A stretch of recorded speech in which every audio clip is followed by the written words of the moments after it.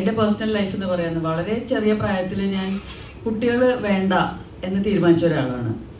Because എനിക്ക് നല്ലൊരു parent ആവാൻ പറ്റുമെന്ന് തോന്നുന്നില്ല എന്നൊരു തോന്നൽ എനിക്ക് വന്നു.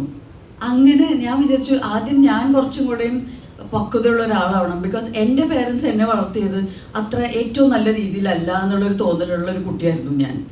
എന്നെ കുറേയും കൂടെ കെയർ ചെയ്യാമായിരുന്നു എന്നെക്കുറിച്ച്. എന്ന് വെച്ചാൽ ആദ്യം ഞാൻ ഭയങ്കരമായിട്ട് ഇൻഡിപെൻഡൻസിന് വേണ്ടി ഫൈറ്റ് ചെയ്തൊരു കുട്ടിയാണ്. അപ്പോൾ അവരവസാനം നോക്കിയപ്പോൾ എല്ലാം തന്നെ ചെയ്യുന്നുണ്ട്, എന്നാൽ ചെയ്തോട്ടെ എന്ന് വിചാരിച്ച് വിട്ട പേരൻസാണ്. പിന്നീട് എൻ്റെ കംപ്ലൈൻ്റ് ആയിരുന്നു എന്നെ സപ്പോർട്ട് ചെയ്തില്ല, എന്നെ എല്ലാത്തിനും ഒറ്റയ്ക്ക് വിട്ടു.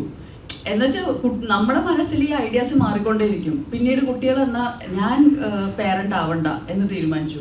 പിന്നീട് വിചാരിച്ചു ഓക്കെ ഞാനിപ്പോൾ ഒരു കരിയർ പേഴ്സണാണ്. കരിയർ ഏറ്റെടുത്ത് കഴിഞ്ഞാൽ ഒരു ഡിസിഷൻ ഉണ്ട്, ഒരു കരിയർ പാത്ത് ഏറ്റെടുക്കണോ ഒരു ഫാമിലി പാത്ത് എടുക്കണോ, ഇതൊക്കെ എൻ്റെ പേഴ്സണൽ ചിന്താഗതികളാണ്. അപ്പോൾ രണ്ട് പേരൻസും കരിയറിൻ്റെ പിന്നാലെ പോയാൽ അവരുടെ കുട്ടികളെ ആര് നോക്കും? അപ്പം I believe that parenting and കുട്ടികളുടെ കാര്യം വളരെ കോൺഷ്യസ് ആയിട്ട് എടുക്കേണ്ട ഒരു ഡിസിഷൻ തന്നെയാണ് നമ്മുടെ സമൂഹത്തിൽ. നല്ലൊരു തലമുറ, ഓരോ തലമുറ ബെറ്റർ ആൻഡ് ബെറ്റർ ആവണമെങ്കിൽ ആ തലമുറയിൽ പേരൻസ് വളരെ കോൺഷ്യസ് ആയിട്ട് എടുക്കേണ്ട ഒരു തീരുമാനമാണ്.